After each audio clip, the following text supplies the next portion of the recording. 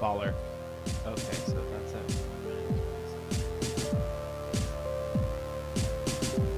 Okay.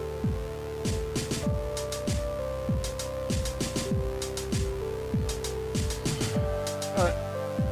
I'm ready whenever. Give me a couple seconds to remember that it's 51 still. Hey everybody, and welcome to another YASEcast episode 51. 5-1. Yeah, we just celebrated our big 5-0, so now we're rolling on to the big 5-1. Joining me tonight, we got Nick. Yo, how's it going? We got Toops. What's up? We got Toops. Okay, there. We do got Toops. And we got Vince. Hello, it is I. Hey everyone. So we're all here. We are gathered here today. Well, we're gonna check in and talk about some other stuff, but the big topic right now, we've done a couple episodes on it. We're gonna jump back to it. What's up with that funky new weird Guilty Gear Strive game? So we'll I'm sure save some thoughts for that. I know pre-show we were kind of chomping at the bit to get on there, but in the meantime, I figure we should kind of see what's up with the team besides this one particular video game. You know what I'm saying? Yeah, It's crazy to think that I've been putting time into Strive and that I haven't been playing a bunch of weird indie games, because, homie, I've been playing a bunch of weird indie games. It's great. That's a shocker. I've never heard Nick to be playing some weird indie games. Only the AAA titles that you can pre-order at GameStop for Nick usually. Every new Call of Duty. Every All at once. new one. Quad box, all the new Call of Duty games. Yeah. God. You're playing in 4 different search and destroys. I'm playing Search and Destroy. I'm playing... Forgot Team Deathmatch. That's it. That's all I remember. That's all I remember from Call of Duty. Do you ever play that Kill Confirmed one where you got to pick up the dog tags of the people you kill? Probably. That's the best one. I don't That's remember the last time I played a Call of Duty game. I'm gonna be real honest. I played Black Ops 4, but that one sucks because it's multiplayer only, and it was really bad. 4 was not my fave. No, 4 is Not a huge 4 fan. I tried to play some Call of Duty game. I honestly have no idea what it is because there's too many of those fucking games and they all have the same goddamn name. But a friend of mine was playing it and I was like, oh, I should buy that. And I couldn't figure out which one to buy, so I just ended up not buying it. But I think it was the previous one that they were making worse on purpose. Like they were giving it bad map rotations on purpose so that people would quit playing it. Because apparently there's map rotations. Bro, I don't understand modern FPS games. Just let me pick a map to play on. Why is there a map rotation? Why do I have to subscribe to a playlist? But anyway, I never liked off track. I tried to play it. I couldn't figure out which one to buy. And then the newer one that they were trying to make you to buy, it still had all the parkour and stuff that the previous one did, but you couldn't see your limbs when you did it. And I was just I'm out. We have limb technology in my FPS games. I'm not buying that new trash without limbs. Here we got limb tech. Let's go. Yeah, it's the weirdest thing where I remember when I think it was called Advanced Warfare, where the first one that was in the future and you could wall run and you could levitate for a little bit. You could air dash, right? Yeah, it had 8 ways. Deadass had air dashing in it. Advanced Warfare fucks. And Deadass had 8-way air dash. I saw it and I was like, this is amazing. I can't wait to play it. But I was broke at the time, so I couldn't buy it. And by the time I had enough money where I could just buy Call of Duty games when they came out, they stopped putting those in. And apparently everybody who played them regularly hated the air dashing. And I just never knew why. I played a Could fair you see bit your of that limbs game. in that game, though? I don't know. Maybe I feel in if a you scripted vaulting pulled animation. yourself up onto something, you'd see your hands, but I don't think you could look down and be like, damn, there's my feet. I don't think you could do that. Yeah. I'm just saying, Mirror's Edge is 10 years old. We've had this technology for at least a decade. Just put my feet in the video game. I want to see those boots. So you trying to see feet in a video game? Yo, let me see them piggies. I see you. Take me down to the farm. Show me them piggies. You know, what I'm trying to see The parkour piggies? is what's going on in the game world when all modern FPS games like Destiny and Doom Eternal apparently want me to platform now. Yeah, that's right. Without being able to like see what I'm doing. Hey Bungie, show me Zavala's feet. Come on, Bungie. Vince wants this. I don't want it, but Vince wants it. I wouldn't say I want it so much as I need it to play the video game. Whoa. That one a direction I wasn't expecting. Okay. Okay. All right, well, thanks for listening to the YASEcast, everyone. This is episode 51. Where do we go from there? So the air dashes were pretty okay in Advanced Warfare. They made it so that way when you did the air dash, it would ping the minimap, and there was a perk that you could take to like turn that off, like the silent footstep shit, and that shit was mad good. Oh. I hate the multiplayer. Like I Required. love the single player, but that multiplayer in that game was fucking busted because it was like someone would get a kill streak was like, okay, like they can't see you on the map anymore. Then it's like, okay, now you can turn off all of their like cybernetic shit. Oh, the So EMP. yeah, it was just like, so you just get like fucking steamrolled. It's like as soon as that shit started, that's it. Like the match was over. Yeah, they got the mag fucking Nito air dash, and so as soon as you get jacked up, you keep getting all these kill streak okies, and how do you even react to those mix-ups? You That's just my get man romped getting and you don't even infinite in the realize it. fucking court and spawn. He spawns in and he's got like kicked up down. Like it's wild. Can you imagine if you could kick in Call of Duty? Yeah, fuck these guns, fuck this knife, I'm gonna kick you. Yeah, way you can better. kick in Way better than a Titanfall. knife. Yeah, that's right. Titanfall. Titanfall 2 multiplayer. I would suggest everybody play that. It's probably my favorite multiplayer FPS. My favorite schmovement in a multiplayer FPS I've played. Because I haven't played Advanced Warfare, so I don't know if that's better. But you have kick. You have like a functional teleport because you go into like this like shadow dimension and then come back in a different place. And you have a ninja star. Basically, you're playing Chip in that game. It's just like everyone's playing Chip, and it's amazing. Yeah. Oh my god. You are Strider Hiryu. Yes. Yeah. Fuck this podcast. Let's play some Titanfall. Who's got the shit installed?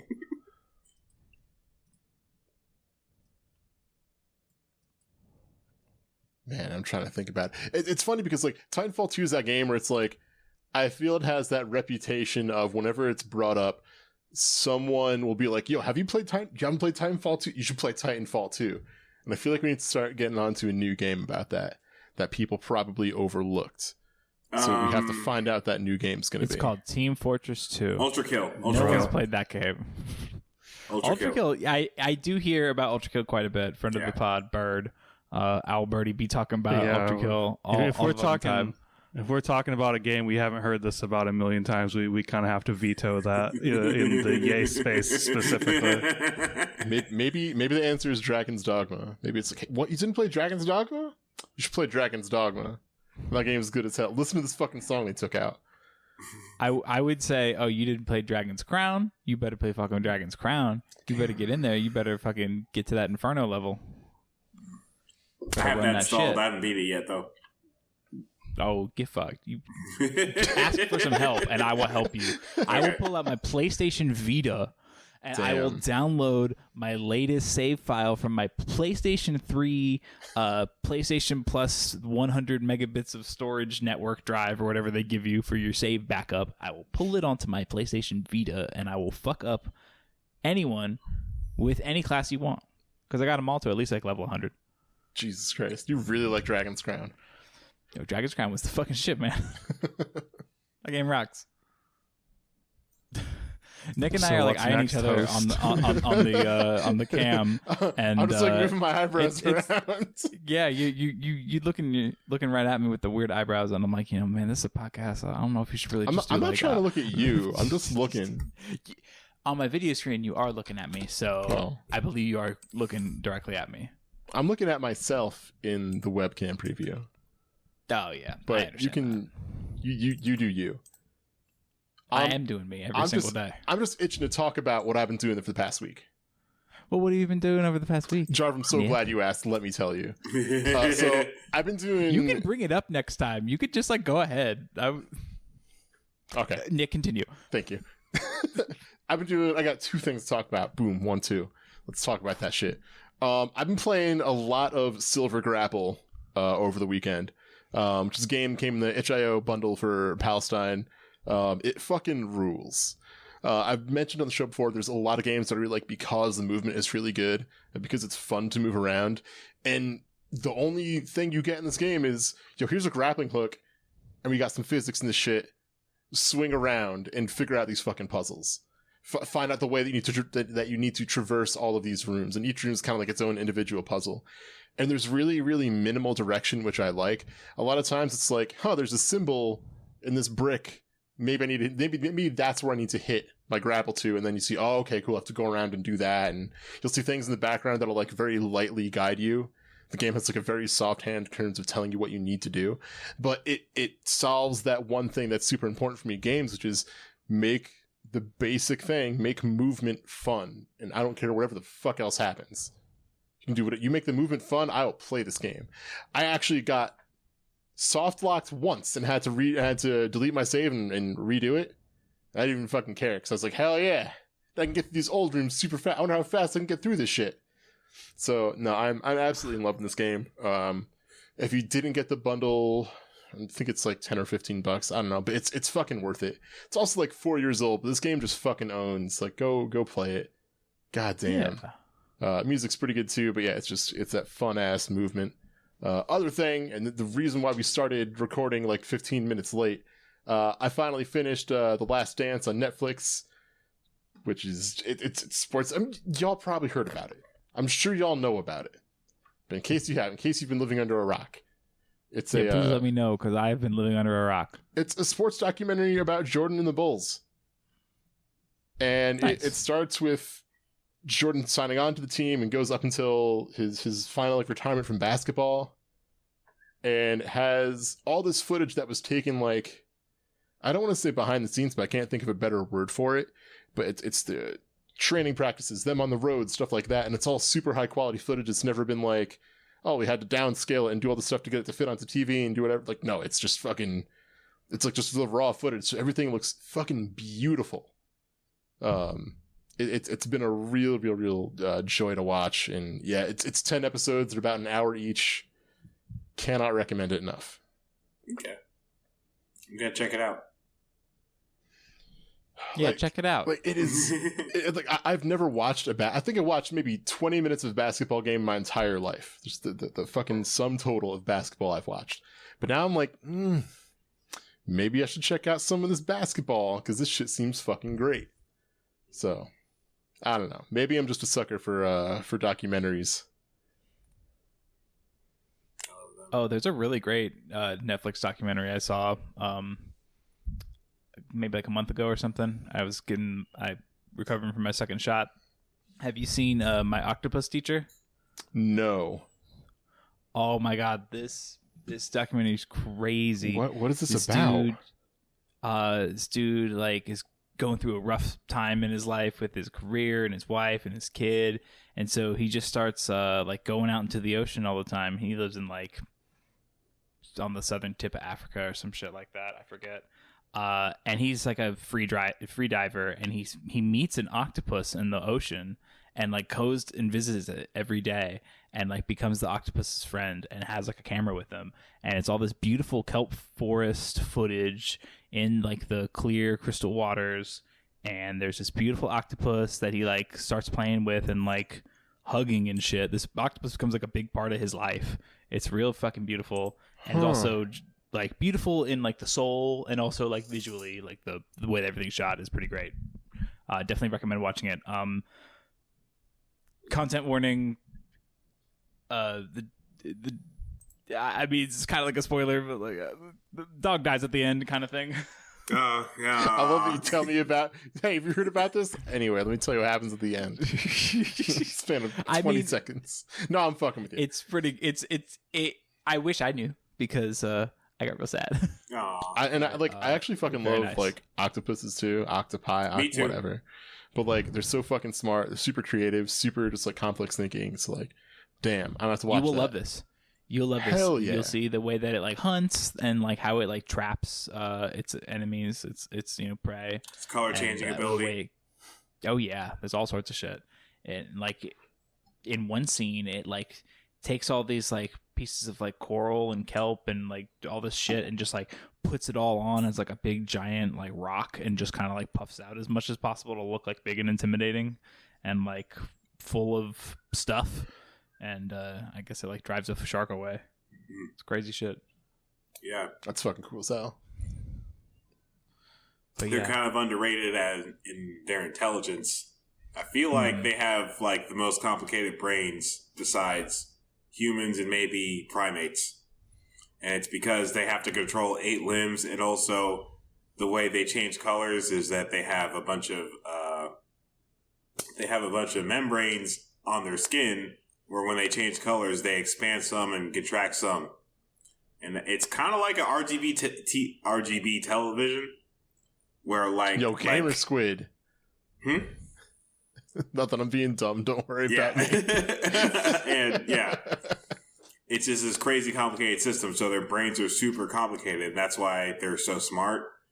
And like, there's that one story of an octopus at a aquarium figured out a way to like there was an aquarium where they were trying to figure out why fish were disappearing in this one tank, and eventually they figured out that there was an octopus which would watch the security guards remember when the security guards would take a route around and come by its tank, and when it figured out that all right, this is when the security guard's not going to come by, it would open up its tank, crawl to the other tank, open up their tank, go in, eat some of the fish, leave, close the tank behind it, go back to its tank, and go back in.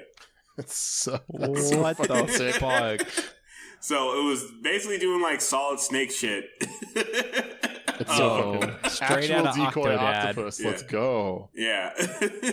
One of my so here's the story I thought you were going to tell is kind of a similar thing of like sneaking into other tanks, but they kept wondering why this light kept going in, why they keep having to like fix this light, why like the bulbs were breaking or whatever the fuck it was.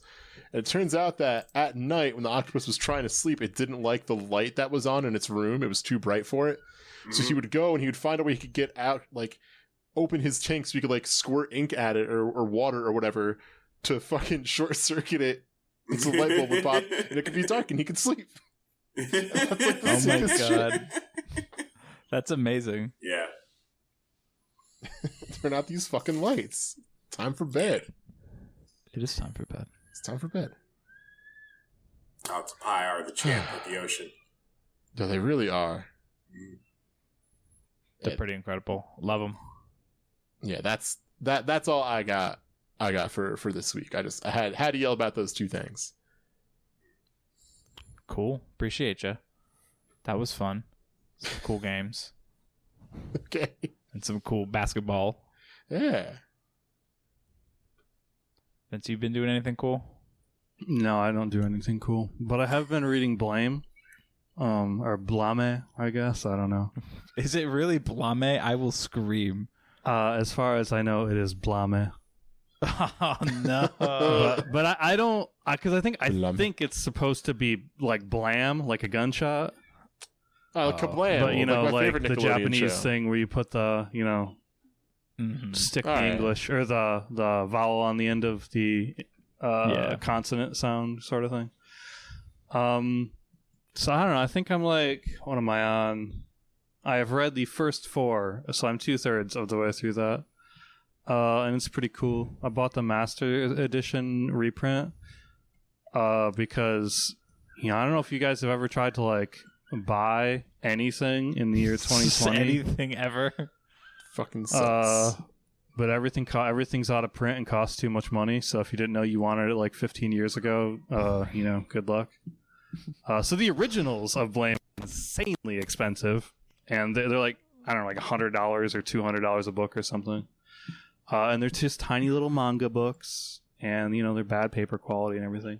And these new reprints, they're kind of expensive. They're like $30, $35 a piece or something. But they're like, hold on.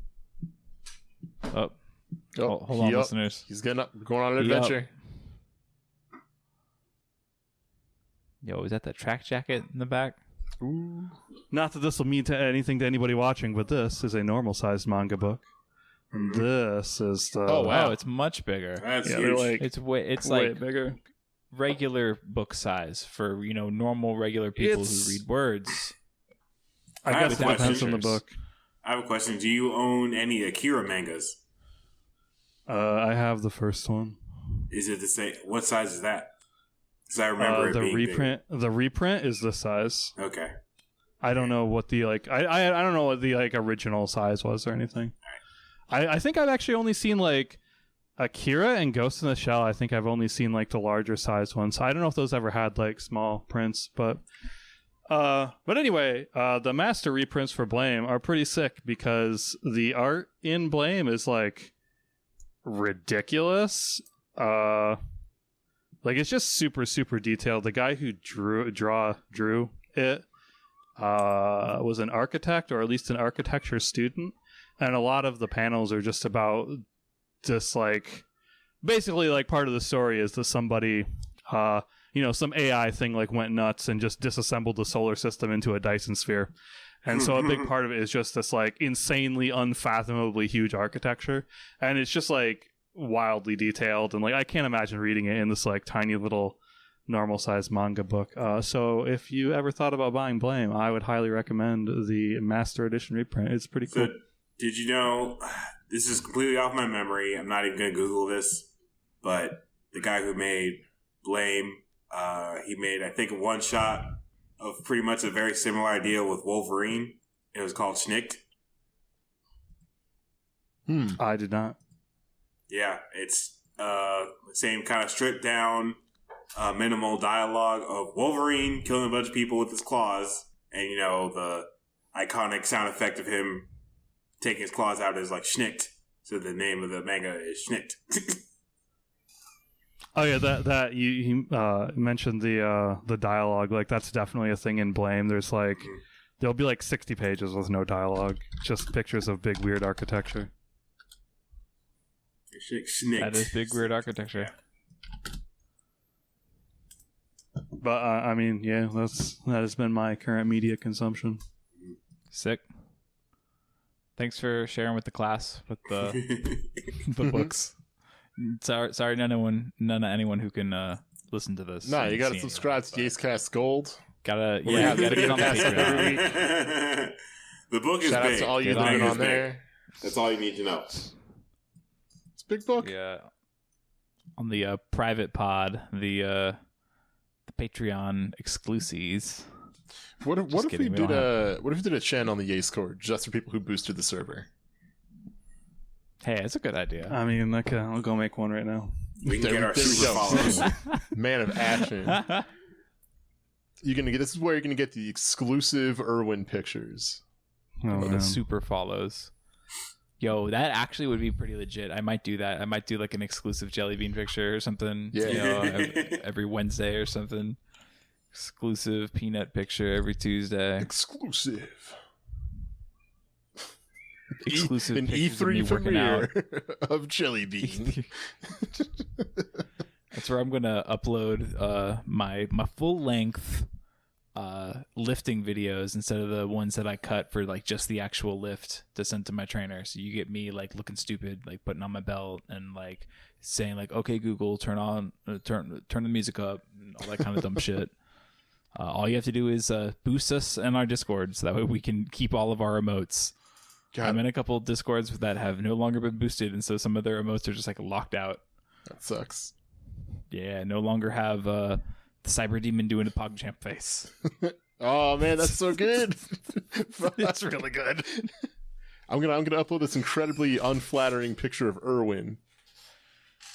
He's all the way hanging out.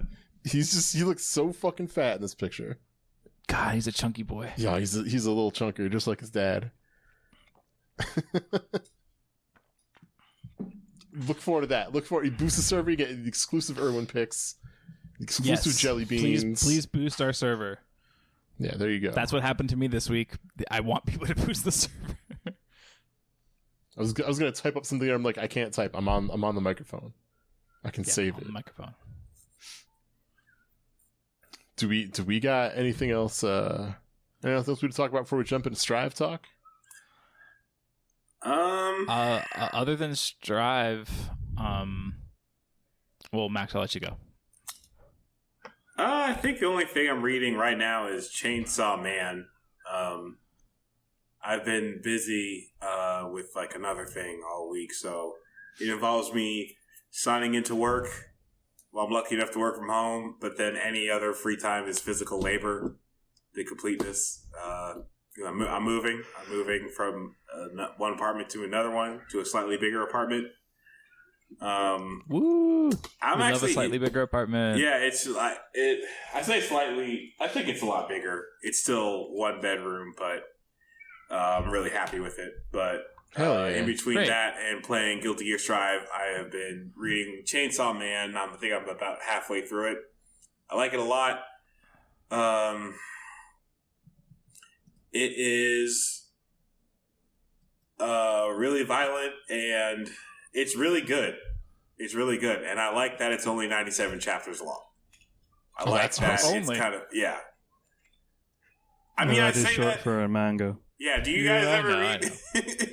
I don't fucking read manga. I read like 500 fucking chapters of Hajime no Ippo, and I was like, this manga fucking sucks. Why am I still reading this? For some reason, I think even after people like start getting into comics and manga, they don't realize how little time it takes to read one issue of a comic or one chapter of a manga. Like, so when I say 97 chapters, that's like a novella amount of time to read. Really, that's like 200 pages, I think, of a book. And that's kind of a short book, or maybe even less than that, like 150.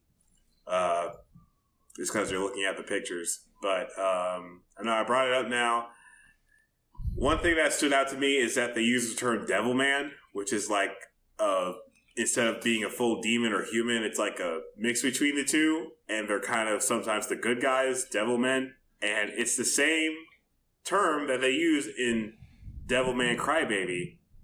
And it kind of feels like, how do I say it? It kind of feels like elves, like a different version of like elves or orcs and stuff, where a bunch of people use them, and it kind of means the same thing in different fantasy settings.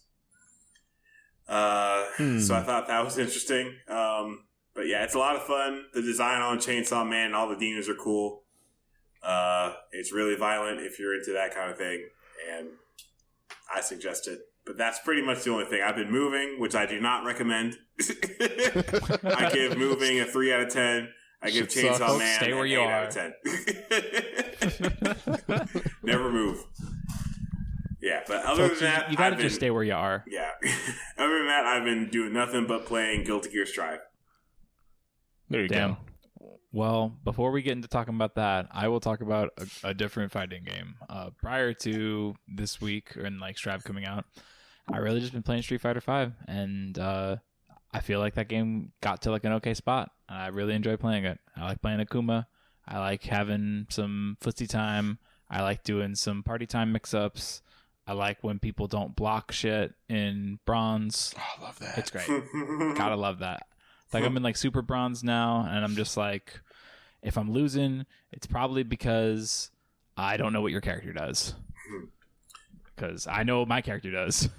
I've been hearing a lot of Street Fighter players saying that Strive is like, they say it feels like Street Fighter 5, but they like it more. Like, you know, the people that play Street Fighter complain about Street Fighter but don't stop playing Street Fighter. Those people are saying that about Strive.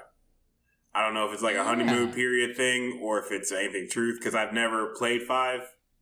Not that I don't like Street Fighter or think 5 is a bad game. I when I watch it, I'm like, this is pretty good. But, you know, it's just like when I hear a really good heavy metal song, I'm like, this is good, but I'm not into heavy metal. Yeah, I can't say I'm picking that one up personally. Yeah, I know I mentioned this in like our backstage prep room, and I think Morgan was saying that like she could see it. You know, she sees that comparison. I'm not sure I get it myself. Like if it's just like you have a stripped down amount of options, maybe like for pressure, I could see that, but I don't know. Like nothing really feels like. I guess blue RC is like your fake V shift, and you've got V rev for your yellow RC, and like maybe it doesn't map like 1-to-1 like that, but I don't know. It just feels like, first of all, the big thing in Street Fighter V, hold my fucking combos. No goddamn burst in that game. Yeah. Like, you at least have to commit to, like, DP V-trigger cancel. Or, like, you know, do some sort of poke or just activate it in neutral. And if you do activate it on block or whatever, your turn's over. Goodbye. You're going to have to deal with me now. Yeah, your reward is I'm not going to get blown up right now. Exactly. I may get blown up in the near future, but not right now because of this. Vince and I had a bit of a moment the other day talking about, like, don't get bursted. Like, sometimes burst is just, like, not a fun mechanic to deal with, because just, like, okay, well, I see that you have burst and some meter, so I have to respect all these options, but, like, I did hit you with the combo. I did hit you with the button. I would like to do the thing that my button does. And now I have to, like, worry about you and what you're going to do. And, like, maybe that's more tactically fun for a lot of people, and I get that. My brain can't hold all those right now. Like, I think it's the counter hit screens in Strive are allowing me to counter hit confirm, like, reliably, and that's what it took. So I'm not going to be able to do that. I think it's like a zero-sum game where, yeah, I do feel that where, like, especially if I've been practicing a new combo and I have the right conditions to get it and then they burst, that does suck, even if I, like, block the burst. But on the other side, I'm pretty sure when I get hit by, like, May 2H or Soul Fafnir, I thank God in heaven that I have a burst. Yeah, I was complaining about bursts that day because I had been playing a bunch of Potemkins online, because for some reason, like, 50% of the people I play all play Potemkin, which I find very annoying. I'm just like, bruh, I can't anti-air Mega Fist. This boy hits me from full screen with 5H that's only like minus 11 at full screen. I gotta do all this work to get in on this guy. I'm just gonna kill him now. And then I get bursted back to full screen, and I'm like, oh my god. Just bait But the then, neutral. I was like- just over there. I don't want to walk through all that again. Like, Yeah. You really don't want to bait the neutral. But then he, like, sweeps you when he's standing right over you, and he does Mega Fist, and you're like, thank Christ I have burst. Thank God I can get out of this. I don't really feel that personally. I think Yeah? if you get Okay. hit, you should take that damage. You should hold that. Well, I play Chip, so. Understandable. That makes more sense now, yeah. I get a lot of bursts because I'm just like honestly, most of my bursts are just anger mashing in this game. Since we're talking about Strive now, apparently, the slowdowns, like, it's not like, I don't know. I don't really like all the, like, slow, like, cinematic moves are a lot worse, but there's a lot of slowdowns and stuff, and I'll just be like, you remember back in Street Fighter 4 when people would pause the match all the time because they were trying to match start to skip the ultra because it feels like a cinematic? I'll get like hit by like the RC, like the slow time RC, and I'm just like, oh my god, I'm just mashing to like I'm like, I know, just hit me with your combo, come on. And I just accidentally burst a lot because I'm mashing like crazy. I didn't like it it. feels like it has like an input buffer or something for burst input. Yeah, it feels weird. And then the other thing was, like, I actually do like it because you can get combos you wouldn't be able to get otherwise. Because if you get the huge counter, like with the word counter and the zoom in, the next hit will have extra extra hit stun. So you can basically, this game, if you either get like a heavy counter hit or a BRC hit, you turn into a Sigma male for about 30 frames. You just like you forget about the hierarchy of frame advantage, and you just do whatever combo. You just do You whatever answer to combo no you one. want. You play by a different set of rules. Yes. I think it's funny, like I didn't really think about this or put this into words until thinking about what Vince just kind of said, and what you just said too, Max, but like, it feels like the game is both slowed down and sped up in different areas, and it feels really weird. Like, a lot of the counter hit stuff really does, like, I want to say dramatically slows the game down because you do so much damage, but it's weird seeing that slowdown, especially after people complained about slowdown in Exard, I'm just going to throw that out there for the Roman cancels, but whatever. I'm not mad about it. I don't wish I could still be playing Rev. But no, it feels like the game is slowed down and sped up in different ways. And with the counters, there's a lot of like, I almost want to say gratuitous slowdown to a lesser extent, kind of the Roman cancels there. But also it feels sped up because you take so much damage. The damage is so high in this game. Yeah. And that's such like a weird feeling, coupled with, hey, I feel like movement doesn't quite feel as good in this either. So it's just like everything just seems so out of whack to me still. And I'm gonna still try and play it a little bit and get some more time in. But after 10 hours, I'm just like, I feel lost still.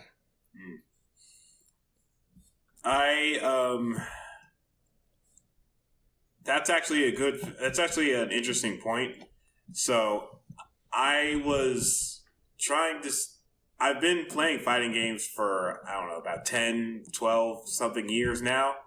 Like I've been playing them longer than that, but like the first year, whatever, I think I started playing Third Strike online.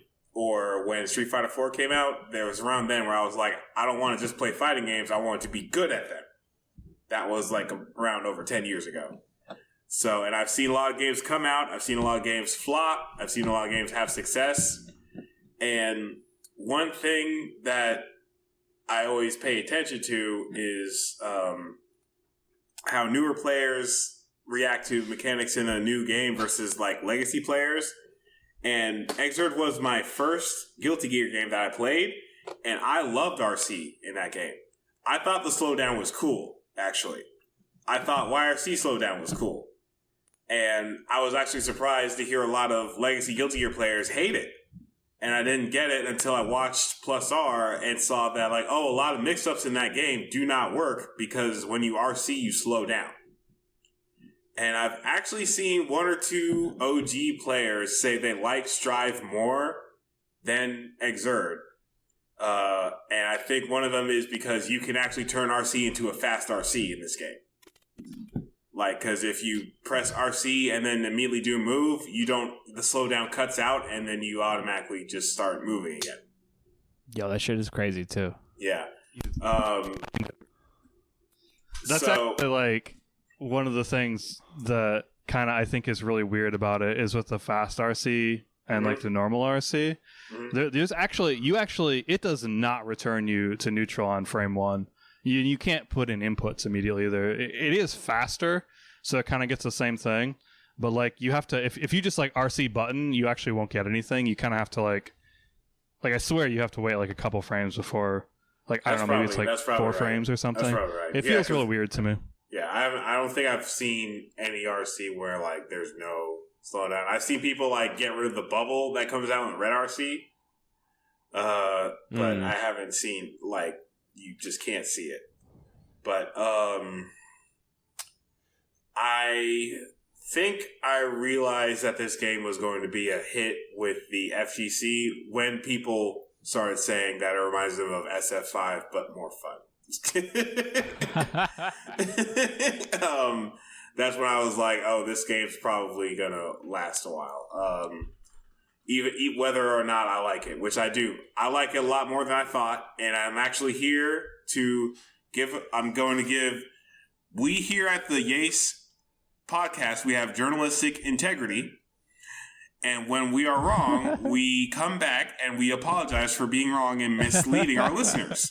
So last time I talked about Chip and Strive, I complained a lot and said he feels weak, and I said he feels like it's not worth it to play him.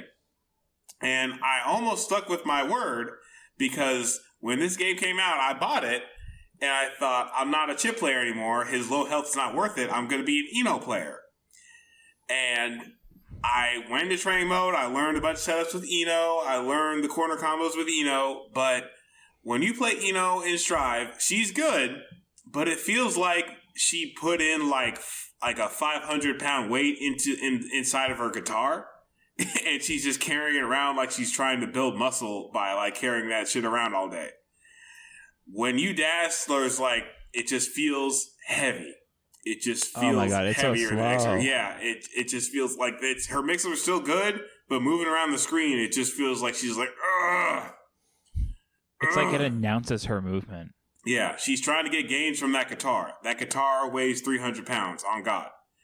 And when I was getting bodied by my homie, I thought like, oh, I'm not going to play this game. I'm not going to play Strive. It's not fun to me. And then before I left his house, I just on a whim said like, let me just try Chip. And as soon as I tried Chip, I was like, oh no, this game is a lot of fun. I'm definitely going to play it.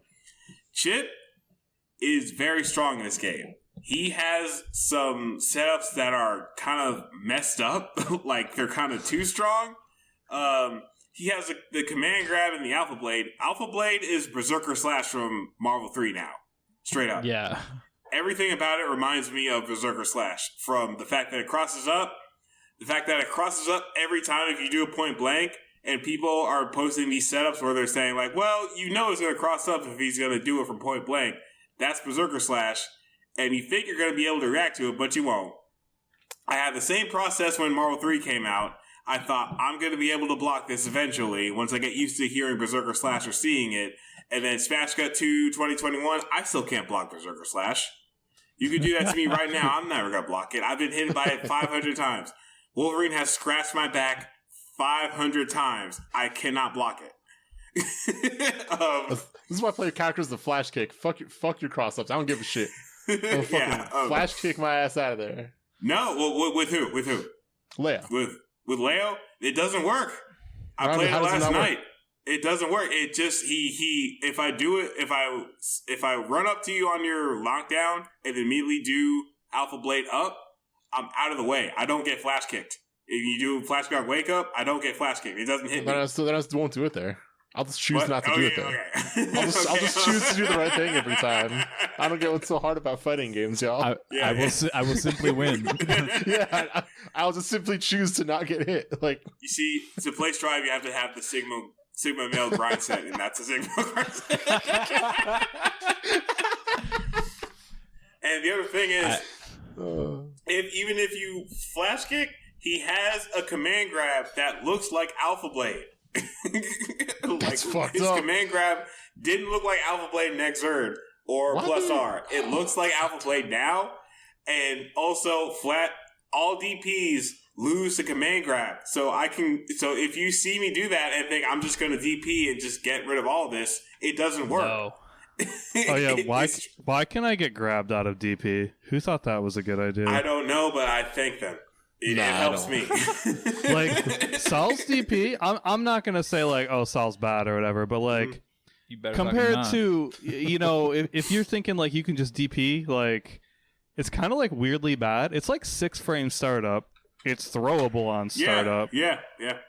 And like the hitbox is not like the hitbox is fine, but it's not nearly as big as it looks like it is. And also, if like you all block that fire doesn't really mean anything. And also, if you block DPs in the air, they're not punished. You can't punish them, which actually makes them better. But the DPs are weird. Like, I don't think I've ever played a game with DPs like this before. Yeah, it is very strange to me. Yeah. And also the thing is, Chip didn't have high damage in Xrd, especially compared to other characters. And I could never do half health on May and Soul in Xrd. I can do it now. And that makes it, that feels amazing every time I do it. I think Goichi and a bunch of other Japanese top players came with tier lists. They all put Chip in S tier. Yeah. Yeah, and I believe it. So I'm here to say, I told y'all that Chip is whack in Strive. I was wrong. I take it back wholeheartedly. And this is the kind of journalistic integrity you get from the Yace podcast compared to other podcasts where they just say this character's whack and they try to stick to their guns. So to atone, Toops is going to listen to 10 hours of Sigma male affirmations while he plays training mode. Yes. and donate. Listen to the 145 kilohertz Sigma male tone for deep meditation. Oh my god, the fucking binaural audio beats or whatever. Binaural Sigma beats. I will listen to a 3-hour TED Talk on why you should take the dinner with Jay-Z instead of the $1 million. God, the dinner with Jay-Z. That's got to be terrible. Listen, just not have any fun. Just take $50, buy 50 tomatoes, then plant 50 tomato plants. Then use all those when they sprout to plant 250 tomato plants. Bam, that's free money. Now you got $5 million a year. Oh, that was crazy because despite everything else wrong with that, it's like if I had the land for millions of tomatoes, no, don't. I could also make money other ways too. Yeah. Oh, like where am I gonna plant these things? How am I gonna find room for 2 million fucking tomato plants? Oh, God. Every day I log on to twitter.com and I say some real stupid shit, but like nothing. I'm glad I haven't gone that far yet. I'm glad I haven't said anything like that yet. Men would rather plant 2 million tomatoes instead of going to therapy. I posted a picture today. I edited the fucking poster for the movie The Men Who Stare at Ghosts. I changed to say the men fuck who at cars. It makes no goddamn sense. It's still not as bad as the fucking tomato thing. It's still not as bad as that. Good ass tweet. Feeling myself right now. So, the tutorial content in Strive is pretty alright. You know, I booted that up day one. I went through like the first 3, categories of all the different stuff you can do and all the things to learn. And I'm like, this already feels like Revelator's tutorial. Like, not to compare tutorials, not to say like, oh, one's better, one's not. I'm just saying like, it feels like Guilty Gear. So all the haters who were like, oh, it doesn't feel like Guilty Gear. Oh, it doesn't feel like this. Like, I don't know about you, but I went through all this crap and I was doing all the same shit. I guess I wasn't doing like FD break, but like whatever. There's a lot of techniques and decision making and thought processes that all kind of like are shared between the Guilty Gear games, regardless of whether the slowdown is a lot or not, or if throw is on D or HS or whatever it might be. I'm going to disagree with you there. In the big difference for me is that I think the way the tutorials presented in Strive is really bad. I think it is the driest possible thing.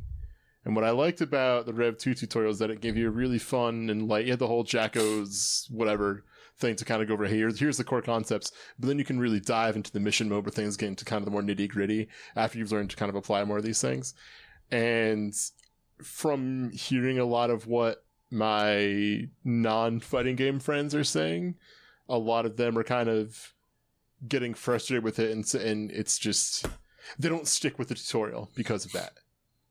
It's inherently too, I don't want to say it's too detailed up front because it's not really too slow.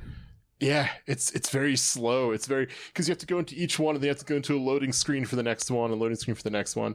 1, 2, 3, and then you have to do it 5 times. Right. And I don't know, which granted, like some of that was still like a holdover from Exard. Similar sort of things, at least for the mission mode. It's okay to do this, do it at least 3 out of 5 times to pass the mission. But I think the way the information is presented to players is not player friendly, and that it's a slog to go through. It's not. I don't think it's fun. I don't think people are going to want to stick through the tutorial.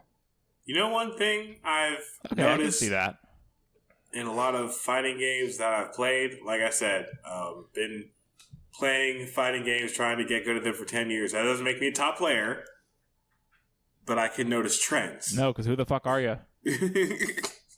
Nobody. But I can notice trends. And one trend I notice, which is a huge frustration for a lot of fighting game players, is that some company will come out with a fighting game where they have like the best lobbies or the best training mode or the best way to represent frame data, and the other companies will not copy it even if it's the next game that's made by the same company, sometimes they won't use the thing that they used last time. Like, remember, Grand Blue Fantasy Versus had a frame advantage thing where instead of showing the numbers, they showed colors, which might be an interesting way to not overwhelm players and not have to tell them what +5 or -5 means. Just say, like, blue good, yellow okay, red bad. You know what I mean? Mm-hmm. And the next game they came out with, Guilty Gear Strive, doesn't have it. Straight up doesn't have it. It's made by the same company. But one thing I've never seen someone master is the tutorial. I feel like I've never seen a tutorial where, like, they'll show you a bunch of information, but I'll play it and I'll be like, I don't know how someone who's this is their first fighting game is going to be interested in doing this. Yeah. It kind of feels like when someone takes out a really complicated board game from Germany and tries to get you into it, and they spend 45 minutes explaining the rules, and by minute 34, you're kind of just brain dead and you don't remember half the things they just told you. You ever have that experience? That's a really fucking good analogy as someone who's been trying to learn a bunch of Euro games recently. I would think if anybody at Arc System Works has ever actually played a fighting game in their life, that they would also have had that experience. I mean, I'm sure all of you have done this at least the first time when you had a friend who was like, oh, like, I'm interested in playing fighting games, and you've been playing it for 6 or 7 years, and you're like, all right, dog, check this out. We're playing Street Fighter 4. Now, there's this mechanic called focus attack. Now, if you got 2 bars and I hit you with a normal attack on block, then I can cancel it. But that means an attack is going to come out, so you might not want that. So you can actually tap forward twice to dash cancel it forward, or you can tap dash backwards to back dash cancel it. But sometimes it's a punish, so you want to let that shit rip. But also, you can just hold the button, and then that means you can absorb a hit. And, you know, so you can take one hit and then counterattack your opponent. But there's actually 3 different levels of that. There's level 1, 2, and 3 focus attack. And, like, already, like, if you've never... Even if you have played another fighting game before, you're kind of just like, fucking what, dude? Yeah, you've explained too much. And, that was actually something I wanted to ask at a certain point is, like, how do you guys tackle learning a new fighting game? Because I know a lot of people say, like, you got to hit training mode and spend, like, 5 hours in there. I've never done that. Because, like, definitely ain't doing that shit. The way you explained it, all the options you get from focus attack, they might not use that if they're like a level 0 player and they fight other level 0 players. If they think they have to remember all that, they probably just need to remember that focus attack absorbs damage sometimes, but there's some attacks that break it. That's all they need to remember. Like if they're playing a Balrog and they do rush punch, I can focus attack it. That's all you need to remember. Because the way I do it is I'll learn very basic combos, and then I'll go into online matches or in real life matches, and I'll pay attention to where I'm getting hits. Because let's say I'm playing Chip, and I spend 3 hours learning a very complicated combo that I can get off of Far Slash, and then I get into games, and I realize I'm never getting Far Slash. So I just wasted all that time learning the combo off Far Slash, but I'm actually getting all my hits off of 2D. So instead of that, I'll go into matches and pay attention, like, am I getting a lot of hits off of 2D? Am I getting a lot of hits off of 6K, etc.? And then I'll learn combos that way. But like I said, I've never played a game where they had a very good and engaging tutorial that'll keep a new player engaged. Maybe it's like a single player campaign and it tells you, like, jump out of okay, that's the other thing. And I remembered everything you said about focus attacks just now. No fighting game tells you straight up that fighting games are a series of rock, paper, scissors, where rock, paper, and scissors are weighted differently. Like almost every situation, you're in an RPS situation, but let's say rock gives you 10 points, scissors gives you 5 points, paper gives you 1 point. but it doubles the amount of points you get the next round. Does that make sense? Yes. And so maybe that's the key, and I think that's why you get a lot of newer mid-level players when they're really frustrated about a matchup. They'll say it's really cheap when, I don't know, Ram just does far slash, and you say, like, when she shoots the sword, if you're in the corner and she does far slash, shoots the sword, you can just run forward. They'll be like, well, what if she does sweep? And you'll be like, then you jump if you think she's going to do sweep, because it's a rock, paper, scissors situation. Just like everything in fighting games. I've never seen a tutorial say that. What if she does 6P? Yeah. Oh my god, this is like the worst thing that people get. People who are like, I guess like mid-level like fighting game players get way too invested in this. But what if they do the right thing? Like you'll talk to somebody about a matchup, and it's like you'll lose. I don't know what to tell you. Yeah. Hold on. I'm not invincible. Like the situation that Toops is talking about, you put somebody in like, oh, Ram hits you with this thing in the corner. It's like, well, that's on you, so you got to block. And you're like, well, what if she does an overhead? Well, then you block high. Well, what if she sweeps though? Well, like you should have blocked low. Well, what if they throw? Well, then you should have jumped. But what if they DP my jump? And it's like, bro, like yes. They can mash. The opponent can choose the correct option. You're right, but what you got to think about is the risk reward, and that's I think what you're saying about like it's the RPS, but like it's a different amount of points, and those points always change depending on the situation. Yeah. So you can't get too like involved in this like what if the opponent chooses the correct option thing, and it's really hard to get people past that sometimes. And here's what I try to tell them whenever they say, "What if she does XYZ?"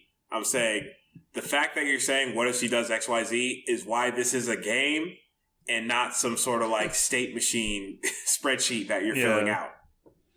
Like the fact that she can do something else to beat what she thinks you're going to do is why this is a fighting game. We wouldn't be here if she put you in a situation and there was an option that always beat it. That would be boring. No one would play that game. That's why people don't play tic-tac-toe professionally. I don't know if you guys know this. Tic-tac-toe is a solved game. If you know like a certain sequence of events, you will always either win or have a tie. Damn. Yeah. Don't ruin it. I think it's if you're player one, it's impossible to lose. Yes, yeah. If you're player one, and you know the rules, it's impossible to lose. You'll always either win or get a tie. And that's why there's no league of tic-tac-toe. Unless maybe they do it on bigger spaces, but like a 9 square board, if you get player one, you always start with the centerpiece, and then I think just react to what your opponent is doing. From there on out, you will always either win or get a tie. Tic-tac-toe sucks. Bad game. Trash. Not afraid to say it. We don't need it.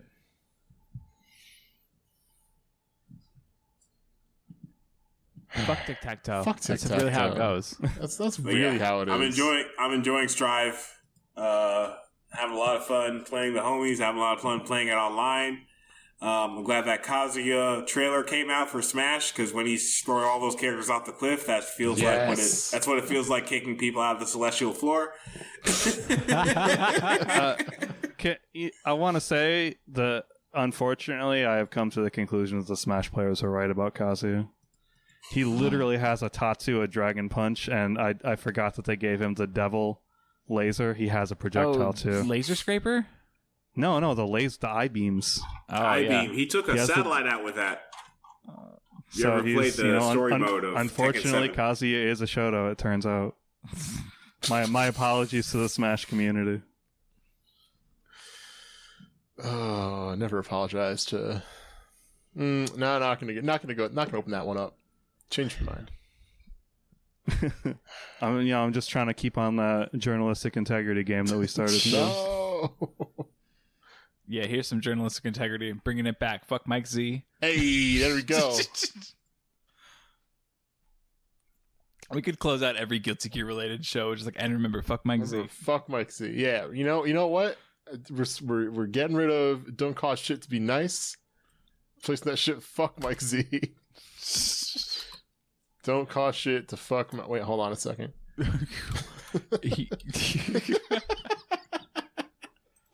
Okay, and with that insinuation, I think we're gonna wrap this one up.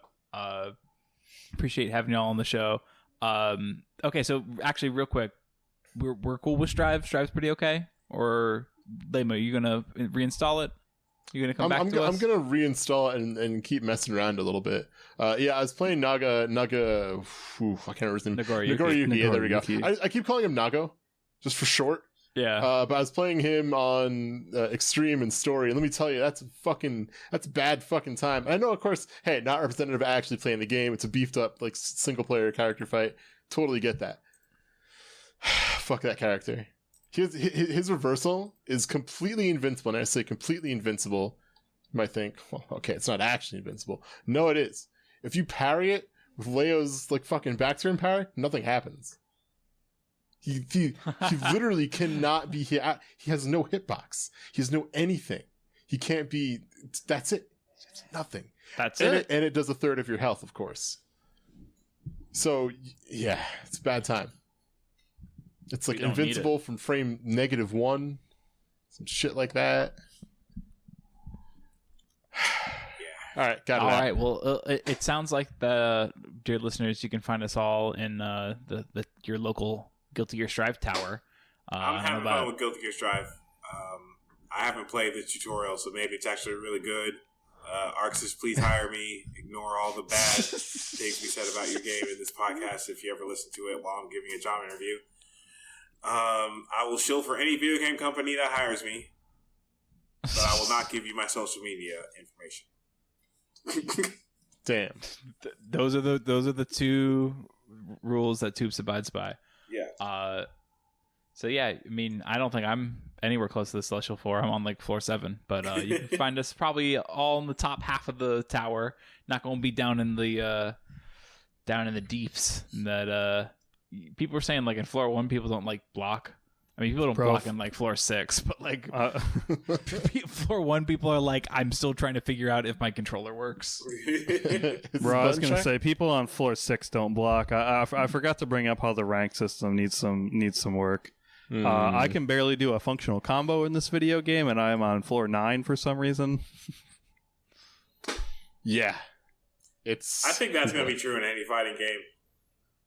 It's this weird thing where, like, I think if you've ever been to a tournament and didn't go 0-2, you're probably in, like, the top 1% of fighting game players. As weird as that sounds. Like, for all the sales and everything. Yeah. I mean, fair point. I guess it is a pretty popular game at the moment. Maybe it is just the current state of the user base. Yeah. I'm used to jumping into ranked mode and being like, yeah, dog, I played fighting games for, like, 10 years. Hope I can get out of bronze. Well, all right.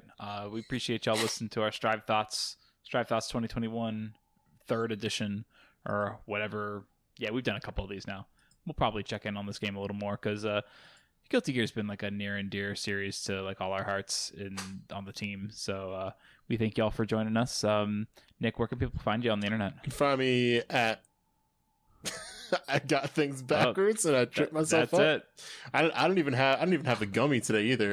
You can find me at Lamo_SD on Twitter. That's it. Vince, have you got any pluggables? I have a Twitter account. It is snooze2718, I guess. Sometimes I retweet K-pop videos, and once in a while I post actual content about Third Strike. Yeah, what about your YouTube channel? I don't even know what that is, to be honest. go look at I do not know the address, but it does exist. You're right. You gotta go look at his recent tweets and maybe go intuit it from there. Toops, can people find you? You can find me nowhere. Leave me alone. There it is. I don't even know what Toops' fucking social media is. I'll let you know. It's a mystery. Oh, damn. Yo, we getting it. This is a real celestial heaven. Let's fucking go. Yeah, you get like a fucking Smash invitation letter, and it's like, here's my locked Twitter account. Yeah. You can see me tweet like once every 2 months. Yeah, now we're fucking talking. It's that good shit. All right. Well, y'all can find me on Twitter at JarvDog, DAWG. You can find me on Instagram at JarvDog too. I post on Instagram sometimes too because I like lift weights and shit. And so I put videos up there because that's what all my gym buddies do. So I do that now too. And you can find us over at YaseWorld on Twitter, Yase.world. Get into the Discord.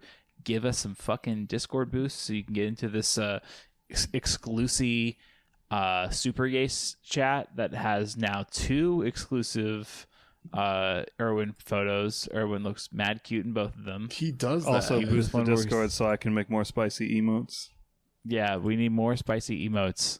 We need like a whole series of the y'all heard about video games with all these different fighting game things. He needs to get like combo breakered in KI or some shit. All those fucking hit sparks. Make it an animated one. Damn.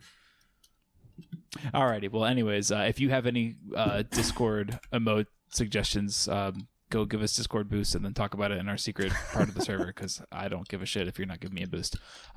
Anyways, bye. It's free to be nice and fuck Mike Z. It's free to be It's nice. nice to be free. It's nice to be free when you're playing against me. Oh, goodbye, y'all. Goodbye. Peace.